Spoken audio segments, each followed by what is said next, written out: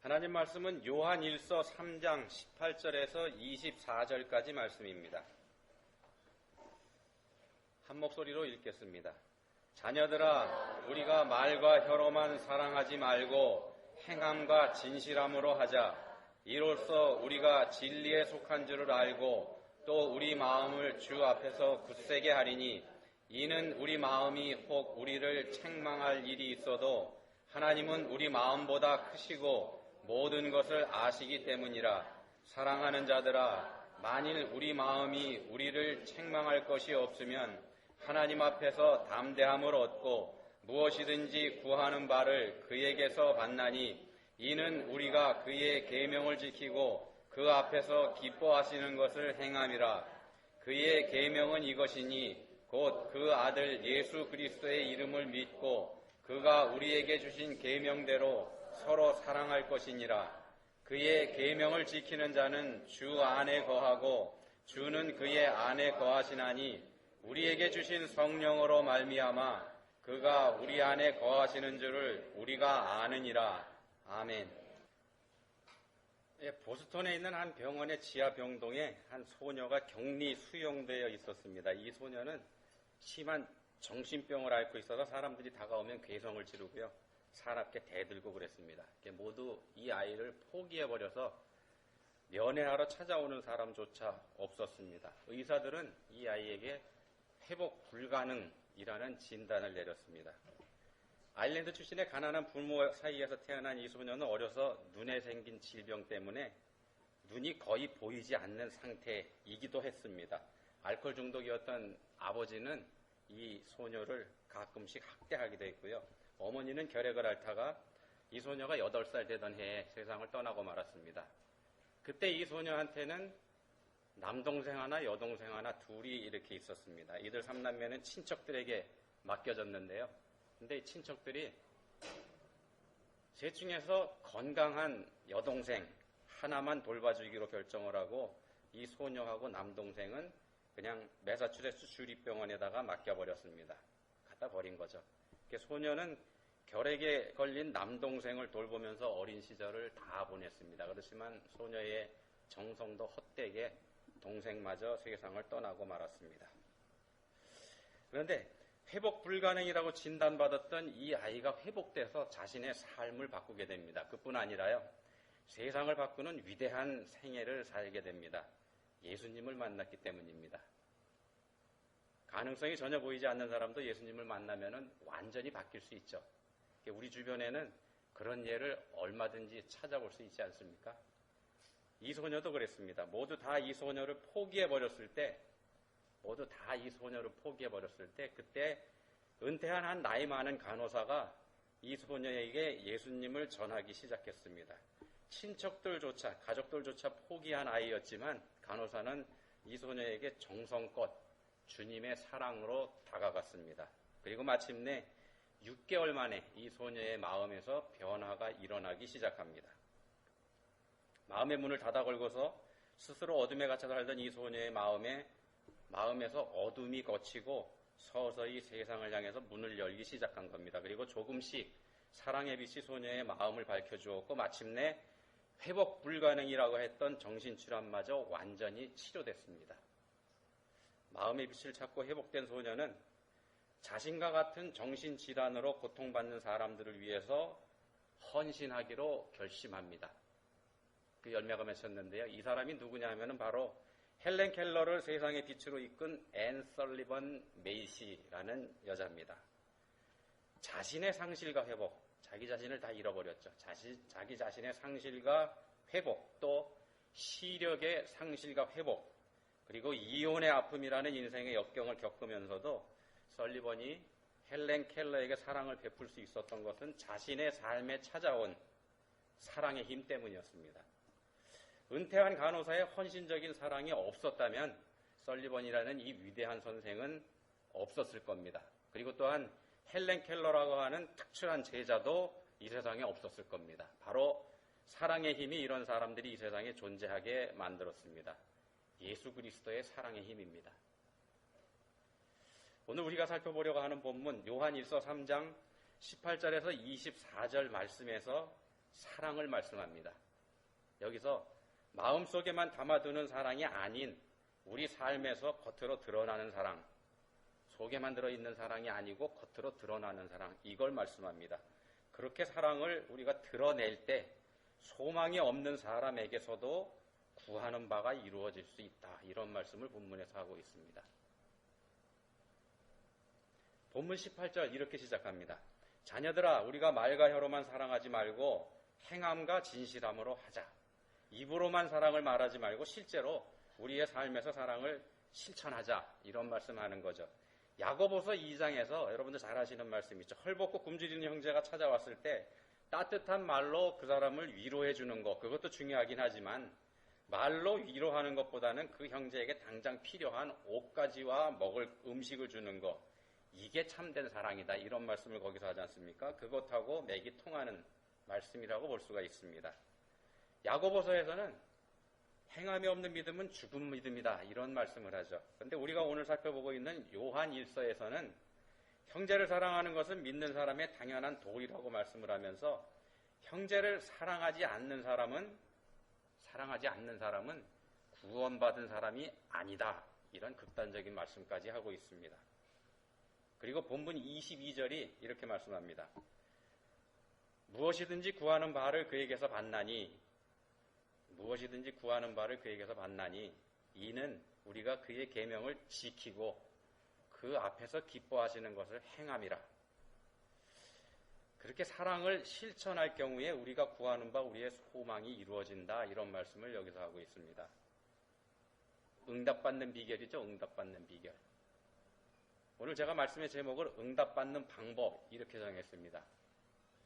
근데 응답받는 방법이라고 오늘 말씀의 제목을 정하긴 했습니다만 사실 본문에서 이 말씀하는 이 방법은요. 본문의 이 방법은 응답받는 방법은 우리가 사랑을 실천할 때에 덤으로 얻게 되는 것에 불과합니다. 본문의 주제는 응답받는 방법이 아니고 행함이라는 말씀입니다. 사랑을 행하라, 실천하라. 이 말씀이 사실은 오늘 본문의 주제입니다. 근데 우리가 제가 제목으로 정한 응답받는 방법, 이건 덤으로 얻어지는 거란 말씀입니다. 사랑하는 것은 예수님을 믿고 구원받은 우리 기독교인들의 의무입니다. 그래서 이 사랑이 우리한테는 큰 짐이 되기도 합니다. 예수 믿고 구원받은 우리들한테는 사랑하라는 이 말씀이 짐이 된다는 말씀입니다. 안 그러신가요? 저만 그런가요? 사랑이라는 개념 자체가 우리에게 추상적인 것이기에 그렇기도 하고요. 사랑을 우리들의 삶에서 실천한다는 게 뭘 어떻게 하라는 건지 어떨 때는 막연하기 때문에 그렇기도 합니다.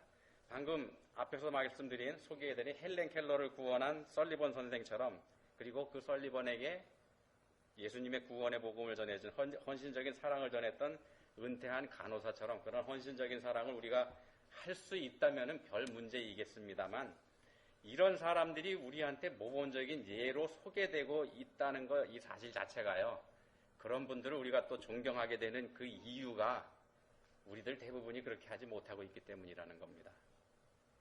그러지 않습니까? 그래서 우리들은 사랑하라, 내 이웃을 내 몸과 같이 사랑하라, 내 원수를 사랑하라는 이 성경 말씀에 때로는 노이로제가 걸리기도 합니다. 왜냐하면 우리는 원수를 사랑하는 것은 고사하고요, 우리 이웃도 사랑하기 어려운 사람들이기 때문에 그렇습니다. 우리하고 마음이 맞는 사람들하고 사랑하면서 가까이 지내는 것, 이건 아무것도 아니겠죠. 그렇지만 우리와 마음이 맞지 않는 사람, 생각만 해도 거북함을 느끼는 사람도 우리가 사랑해야 한다는 건 정말 어려운 일입니다. 그러지 않습니까? 문제는 우리들 대부분이 그런 사람들을 적어도 한두 사람은 품고 있다는 겁니다. 우리들 마음속에 그런 사람들이 있다는 겁니다. 그래서 우리는 사랑하라는 말씀이 그렇게 듣기에 편하게 들려오지는 않습니다. 우리 한국에 외래어 많죠. 우리 한국 사람들이 사용하는 외래어 중에서 가장 많이 사용하는 외래어가 뭔지 혹시 아시나요? 외국어지 않습니까? 외국어인데 우리나라에 들어와서 우리말 돼버린 거, 라디오, 텔레비전 뭐 이런 거 등등. 우리 일상에서 사용하고 있는 외래어가 많이 있습니다만 점점 늘어나고 있죠. 근데 이런 외래어 중에서 우리가 가장 많이 사용하는 말을 조사해 봤더니 뭐가 1등이 됐냐 하면은요, 스트레스랍니다. 스트레스. 스트레스라는 단어를 우리가 가장 많이 사용합니다. 여러분들은 살아가시면서 이 스트레스라는 말을 얼마나 자주 그리고 또 얼마나 많이 사용하고 계시는지요? 스트레스가 외려 1등이라는데 공감이 가십니까? 이게 1등이 됐다는 건요, 그만큼 우리 한국 사람들의 삶에서 스트레스가 많다는 말이 될 겁니다. 엊그제 며칠 전에 유엔에서 발표한 2015 세계 행복 보고서, 2015 세계 행복 보고서라고 하는 자료에 의하면은 세계의 158개 나라 중에서 우리 한국의 순위가 47등이라고 나왔습니다. 세계에서 가장 행복한 나라 1등은 스위스, 미국은 15등입니다. 그리고 지난 4월 20일자, 며칠 전이죠. 4월 20일자 내일신문에 실린 기사에 황우여 부총리 겸 교육부 장관, 현직 장관입니다. 이분의 인터뷰 기사가 실렸는데 그걸 보니까 그분 책상 앞에 숫자가 적혀 있다 그럽니다. 무슨 숫자냐면은 2010년부터 작년까지 5년 동안에 해마다 자살한 아이들의 숫자, 학생들 숫자입니다. 이걸 적어놨답니다. 2010년부터 14년까지 5년입니다. 202, 150, 137, 123, 118 줄어드는 거 느끼셨어요?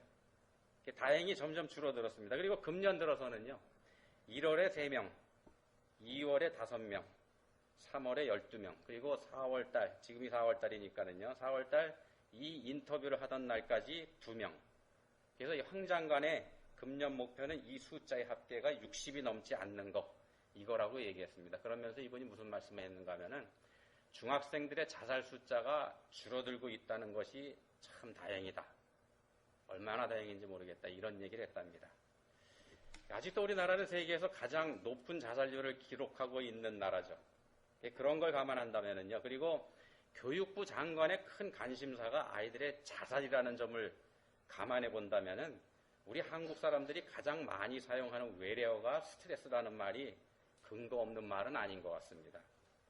그러면은 우리 삶에, 우리 한국 사람들의 삶에서 왜 그렇게 스트레스가 많을까요? 뭐 여러 가지 이유가 있을 수 있겠습니다만 우리 사회가 경쟁을 가르치고 경쟁을 권장하기 때문이라는 것도 하나의 이유로 볼 수가 있습니다. 우리의 교육이 경쟁에서 이기는 걸 강조하고 있지 않습니까? 그런데 경쟁에서 반드시 이겨야 한다는 목표를 가지고 살다 보면은요, 누가 됐든지 스트레스 받지 않을 재간이 없습니다. 영원한 1등은 없는 법이니까는요. 또 1등만 하는 사람이라고 해서 스트레스가 없는 것도 아니지 않습니까? 그렇다 그러면은 경쟁을 위주로 하는 사회에서는 스트레스를 받을 수밖에 없다는 결론이 나오게 됩니다. 지난주 미국 여자 프로골프 투어 LPGA 롯데 챔피언십이라는 대회인데 이 대회 보셨나 모르겠습니다. 1등부터 미국에서 하는 대회인데 1등부터 5등까지가 한국 선수들이었습니다. 금년 들어서 LPGA 무대는 한국 출신 선수들이 거의 독식하다시피 하고 있습니다. 금년에 지금까지 9개 대회가 열리고 있는데요. 오늘 10번째 대회 하고 있죠. 이 9개 대회에서 자그마치 7개 대회에서 한국 출신 선수들이 우승을 했습니다. 이거 어떻게 봐야 될까요? 좋게 말씀드리면은요, 우리 한국 여성들이 월등한 능력을 가지고 있다, 이렇게 우리가 얘기할 수 있겠습니다. 그래서 그런 모습을 보고 있는 우리 한국 사람 입장에서는 흐뭇하죠. 흐뭇하긴 합니다. 근데 그렇지만 우리나라 여성들이 과연 다른 나라 여성들에 비해서 그렇게 월등하긴 하겠죠. 월등하긴 하겠지만 아무리 월등하다고 해도 이 정도로 확연한 차이를 만들 만큼 특출한 사람이겠냐는 겁니다.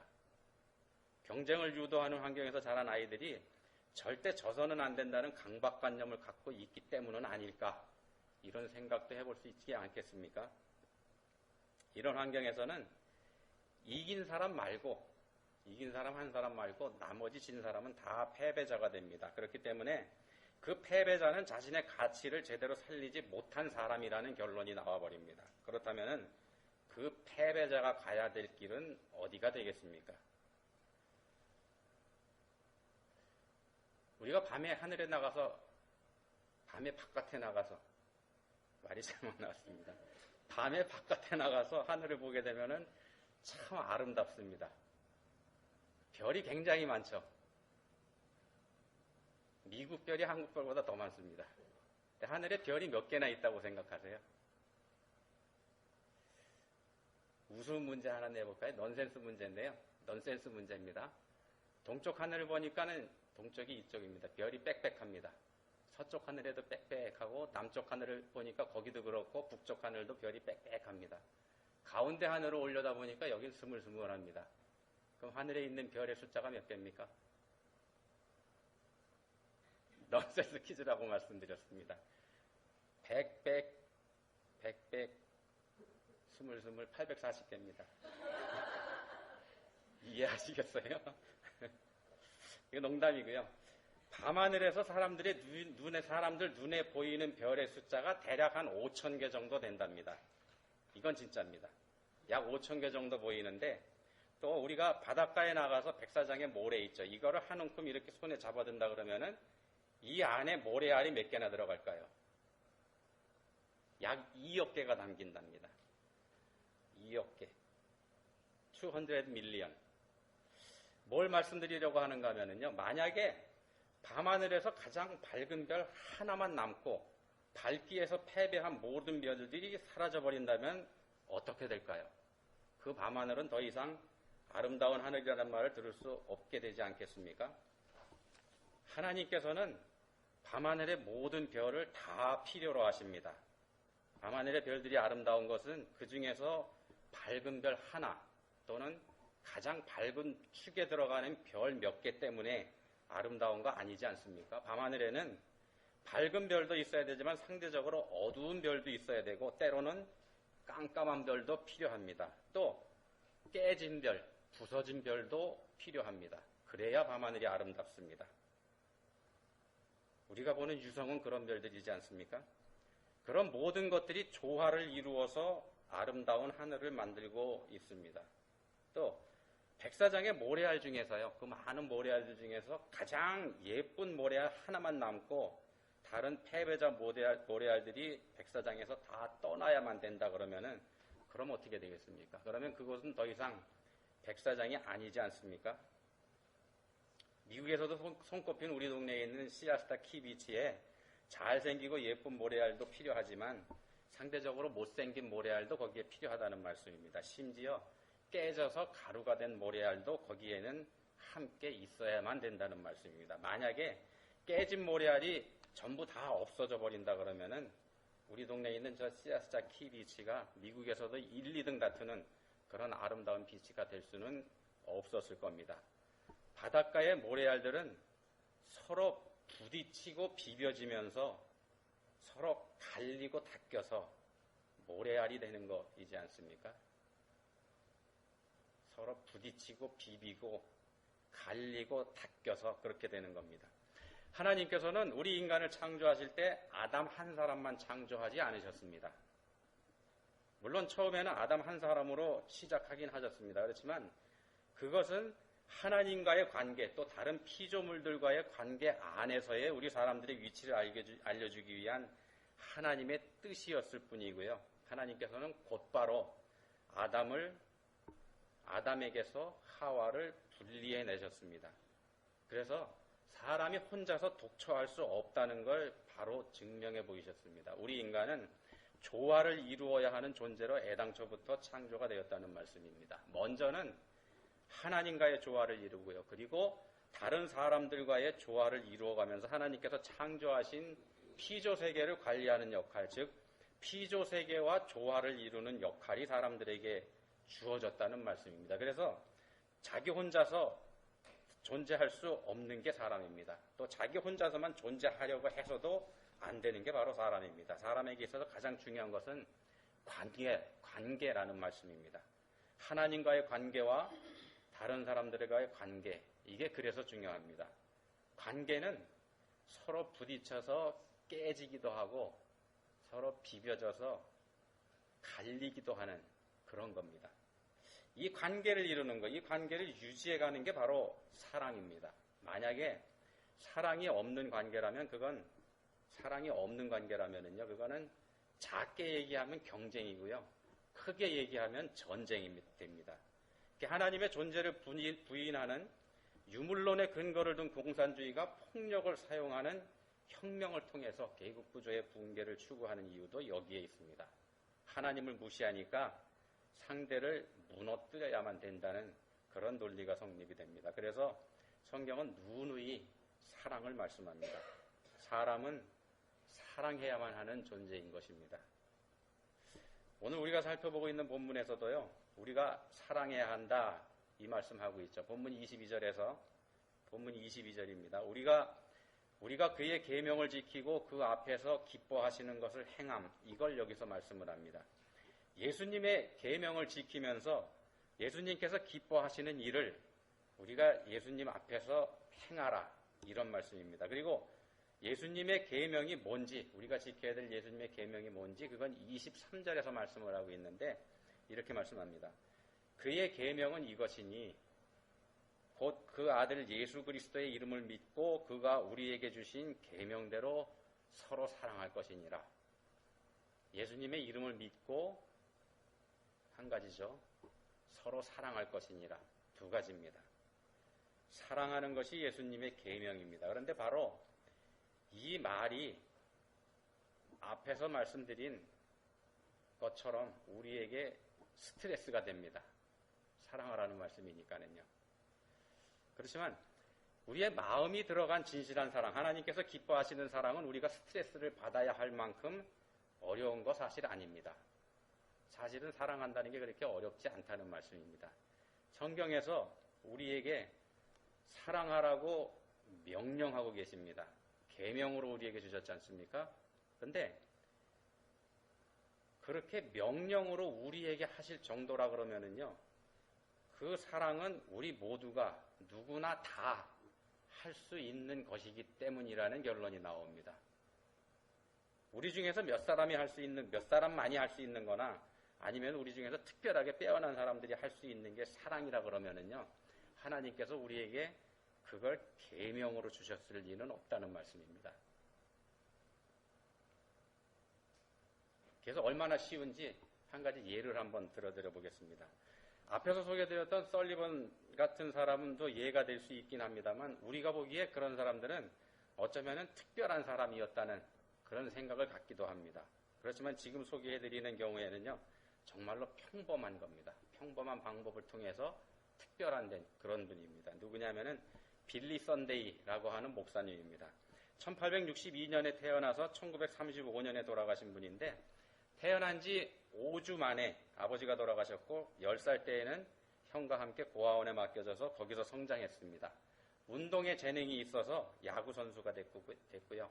시카고 화이트삭스에서 프로 생활을 시작을 했습니다. 많은 기록도 남기긴 했지만은 이 사람의 선수 생활은 술과 함께하는 방탕한 생활이었습니다. 그러다가 전도 집회에 참석해서 예수님을 만난 후에 삶이 완전히 달라집니다. 야구 선수 생활을 그만두고 전도자가 돼서 미국 전역을 누비면서 수많은 사람들을 하나님께로 돌아오게 합니다. 전도자가 된 거죠. 말씀을 전하는 사람이 됐습니다. 통계에 의하면은 통계를 다 뽑아놨더라고요. 그분의 집회에서 예수님을 영접한 사람입니다. 그분의 집회에 참석했던 사람 말고요. 90만 명이 넘는답니다. 빌리 그레함 목사님 이전에 1000만 명 이상에게 복음을 전한 사람은 이분이 유일하답니다. 이렇게 대단한 사람인데요. 여기서 제가 소개해드릴 말씀은 이처럼 엄청난 일을 감당할 수 있었던 이 선데이 목사님이 어떻게 이런 일을 하는 사람이 될 수 있었는지, 이걸 말씀드리려는 겁니다. 이분이 야구 선수를 그만두고서 하나님의 일을 시작할 때 이분의 머릿속에 떠오른 말씀이 있었습니다. 오래전에 어렸을 때 어머니 손을 잡고 다녔던 교회의 목사님이 했던 말씀인데, 뭐냐 하면은 이런 말씀입니다. 매일 15분씩 말씀을 들으라. 매일 15분씩 하나님께 이야기하라. 매일 15분씩 다른 사람에게 하나님에 대해서 이야기하라. 그리고 마지막으로 한 가지, 매일 15분씩 헌신적인 사랑을 실천하라. 다 이해가 가셨나요? 하루에 15분씩 성경을 읽고 하루에 15분 기도하고 하루에 15분 시간 내서 전도하고 하루에 15분 동안 사랑을 실천해 보라는 겁니다. 이 일을 꾸준히 하라는 겁니다. 그래서 이 말에 이분이 순종을 해서 매일 단지 15분씩 투자하는 생활을 꾸준하게 했습니다. 그랬더니 앞에서 말씀드린 것처럼 100만 명이나 되는 영혼을 구원하는 그런 훌륭한 전도자가 되었다는 겁니다. 이것처럼요, 우리가 뭔가를 실천한다는 거, 그게 중요합니다. 아주 보잘것없는 것이라고 하더라도, 아주 작은 분량이고 아주 작은 일이라고 하더라도 우리 삶에서 그런 사랑이 겉으로 드러나기 시작할 때, 그때는요, 그게 어떻게 하나님께 쓰임받게 될지 모르기 때문에 그렇습니다. 바람에 날아갈 만큼 형편없이 작은 겨자씨를 통해서 새가 깃들일 만큼 큰 나무가 되게 하시는 분이 우리 하나님이시지 않습니까? 비록 작은 것이라도 우리의 삶에서 우리의 사랑이 밖으로 드러나게 된다 그러면은 하나님께서는 그것을 매우 기뻐하실 겁니다. 그리고 하나님께서는 우리의 그 작은 믿음을 귀하게 받아주실 겁니다. 아까 읽었던 본문 22절 말씀 다시 한번 보겠습니다. 무엇이든지 구하는 바를 그에게서 받나니 이는 우리가 그의 계명을 지키고 그 앞에서 기뻐하시는 것을 행함이라.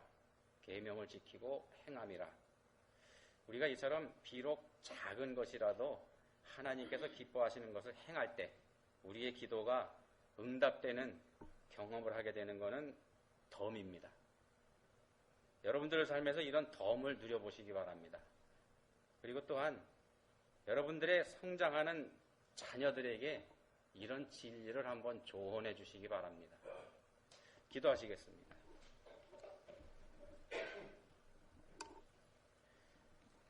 하나님 아버지, 저희들은 부족합니다. 그래서 사랑하라고 명령하신 주님의 말씀이 스트레스가 돼서 저희들을 억누릅니다. 그렇지만 저희들이 스트레스 받으라고 하는 것이 하나님의 뜻이 아님을 저희가 잘 알고 있습니다. 이제는 그런 하나님의 뜻을 바르게 깨달아 알고 순종해서 저희들의 삶에서 비록 작은 것이라도 행함이 있는 사랑을 할 수 있기를 원합니다. 저희를 도와주십시오. 예수님 이름으로 기도합니다. 아멘.